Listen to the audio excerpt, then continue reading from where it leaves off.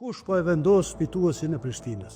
Kandidati i Aleancës për Ardhmërinë e Kosovës që synon ta marrë pushtetin në Prishtinë, të njëjtën nuk ka bërë fushat veç për vete. Beg Berisha tha se alternativa është edhe kundër kandidatja e tij nga Partia Social-Demokrate, ndërsa për të tjerët në garë theksoi se nuk e meritojnë fitoren. Shikoni Prishtinën sot.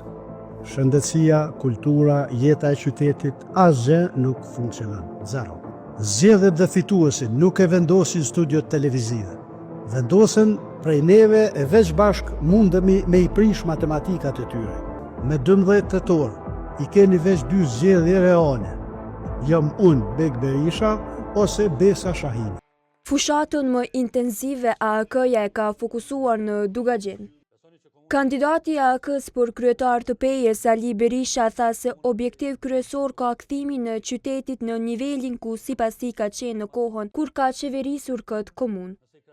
Gjatë një tubimi elektoral ai theksoi se mungesa e planeve zhvillimore dhe lënia pasdore e sportit dhe rinis ka bërë që qyteti ta humbas krenarinë e dikurshme.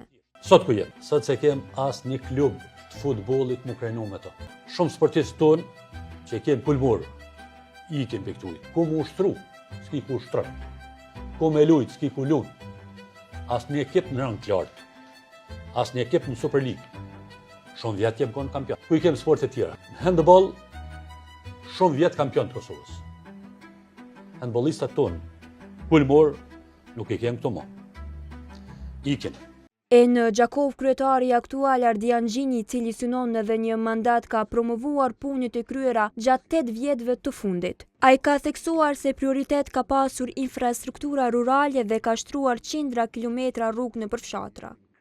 Edhe në Rahovec, kryetari Ismail Latifi, që po kështu garon për mandatin tjetër, premtoi investime në infrastrukturë.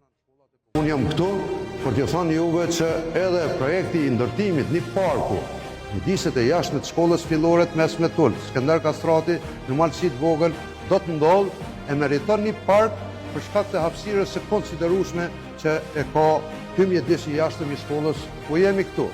Meriton pajisje të reja, modernizim, tabela digjitale, për teknologji moderne, internet. Edhe kandidatë AAK-s për kryetar të vitisë e Istogut vazhduan kampanjën paraelektorale duke dhënë zotime për investime në shumë sektor.